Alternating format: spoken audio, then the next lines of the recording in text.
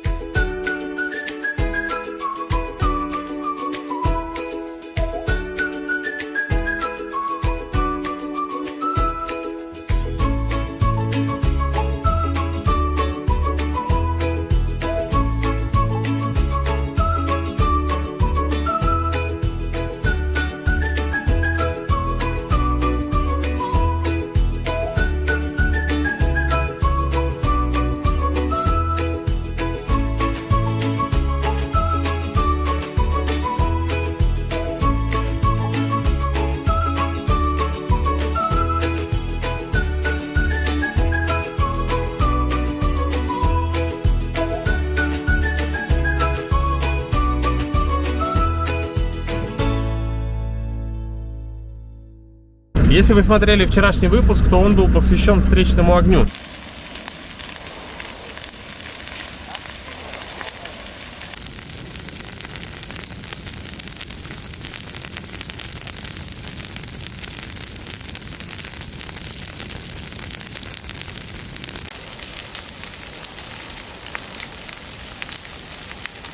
Напомню, что горноалтайские специалисты пустили встречный огонь навстречу приближающемуся пожару.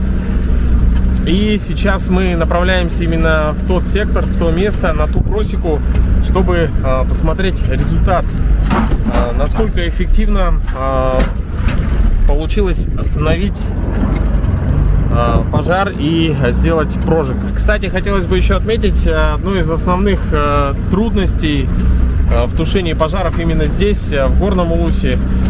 Здесь очень маленькое количество водоемов. Я еще не видел здесь каких-то речек. Озера пару-тройку раз я видел, но они такие небольшие, небольшого размера.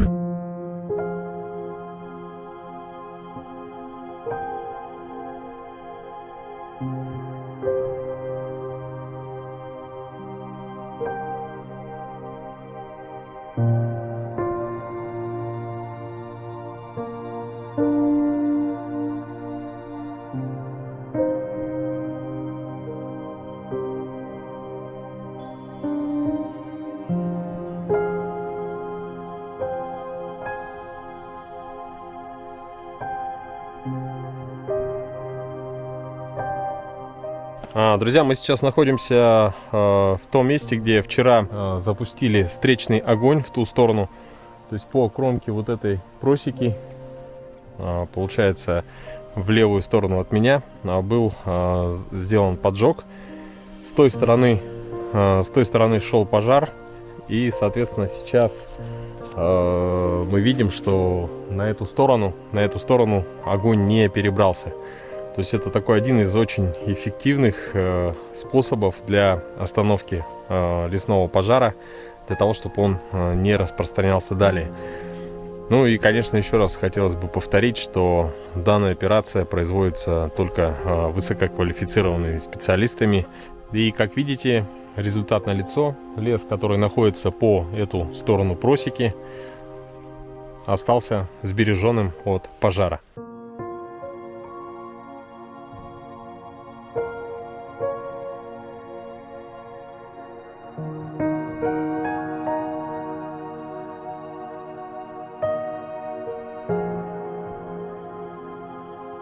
Почему для того, чтобы люди обратили внимание на природу, нужны пожары, катаклизмы или стихийные бедствия?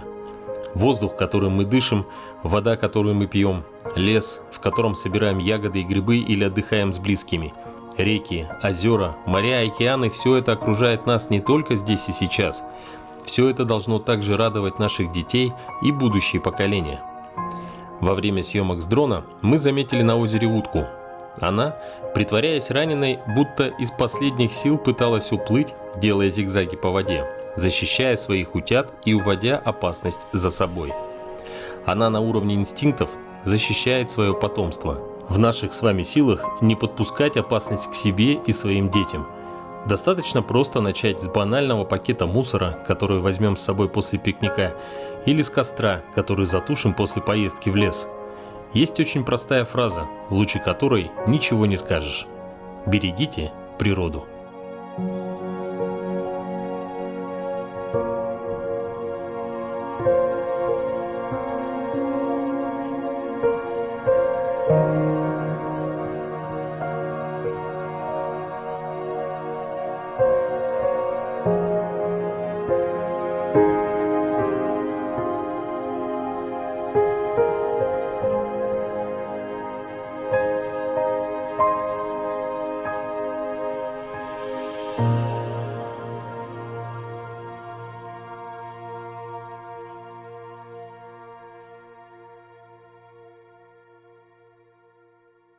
Наряду с огнеборцами и добровольцами лесной пожар тушат также и местные жители. Именно они находятся на лесных пожарах от самого начала и до самого их завершения. Они ведут борьбу за свой родной поселок и сенокосные угодья, проводя дни и недели в лесу. По дороге мы заехали в один из таких базовых лагерей, где узнали про ситуацию на их участке и заодно показали видео, которое отсняли за эти дни. Друзья, вчерашний пожар был достаточно серьезный, именно поэтому сюда еще дополнительно отправили стройотряд ребят-студентов, достаточно большую группу. И благодаря встречному огню пожар был успешно локализован, в принципе, как и планировалось. Поэтому сегодня такой более-менее спокойный день в этом секторе. Но я думаю, что, пользуясь случаями и моментом, мы можем сейчас навестить ребят в их лагере и посмотреть на их быт и вообще спросить про их впечатления от работы на лесных пожарах.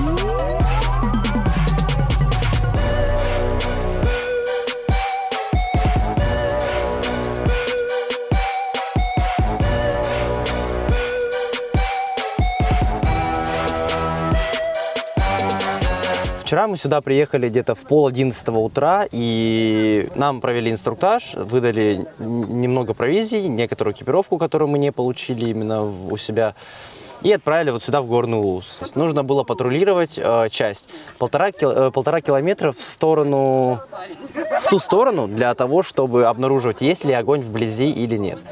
Там уже был вырыт вот такой вот ров, и задача наша была, чтобы огонь с одной стороны не перекинулся на другую сторону. После чего приехал КАМАЗ с несколькими людьми, которые нам выдали снарягу по типу ранцев, в котором была вода, и сказали, что сейчас они будут поджигать лес, чтобы устроить встречный огонь. Время было около 5 к тому времени. Ну, мы согласились, ну, как бы у нас не было вариантов. И сразу же встали по позициям. То есть нам определили позиции. Наша задача была, что если горит внизу, ничего не трогать. Если начинается где-то верховой пожар, то тут надо быть очень бдительным, потому что дерево может упасть и перекинуться на ту сторону, которую мы защищаем от огня. Таких случаев не обнаружилось, все горело внизу, хорошо, никто не пострадал, все было отлично. Огонь горел в районе 4-5 часов. То есть мы оттуда уехали где-то в 9:30, в 10, сюда обратно к нам в лагерь.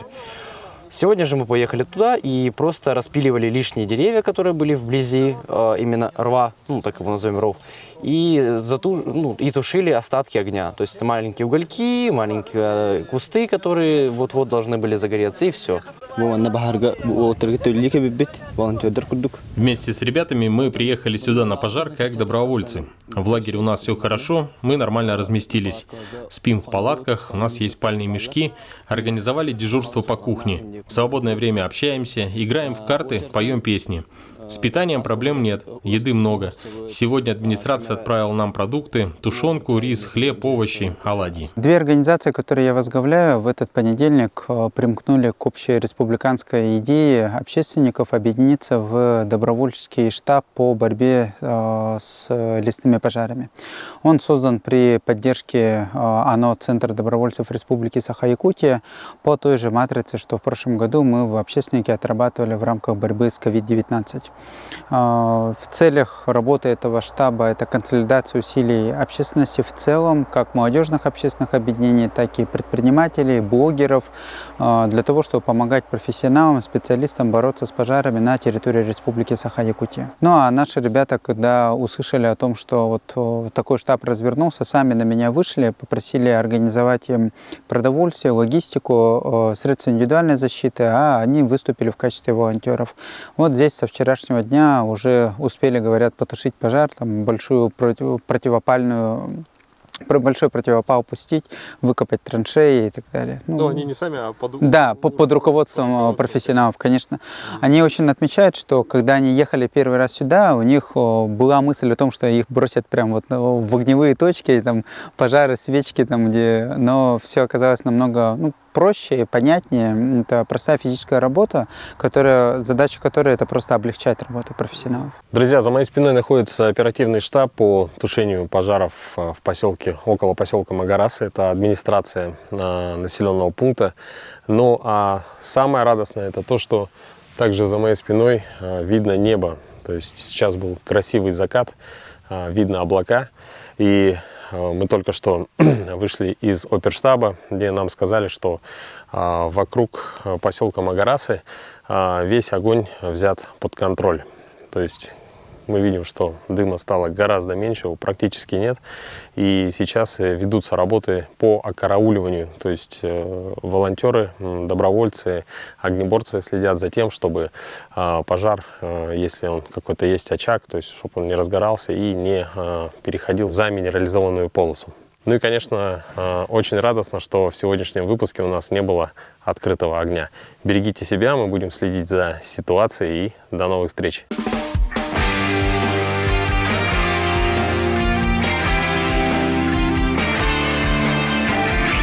Испытано на себе.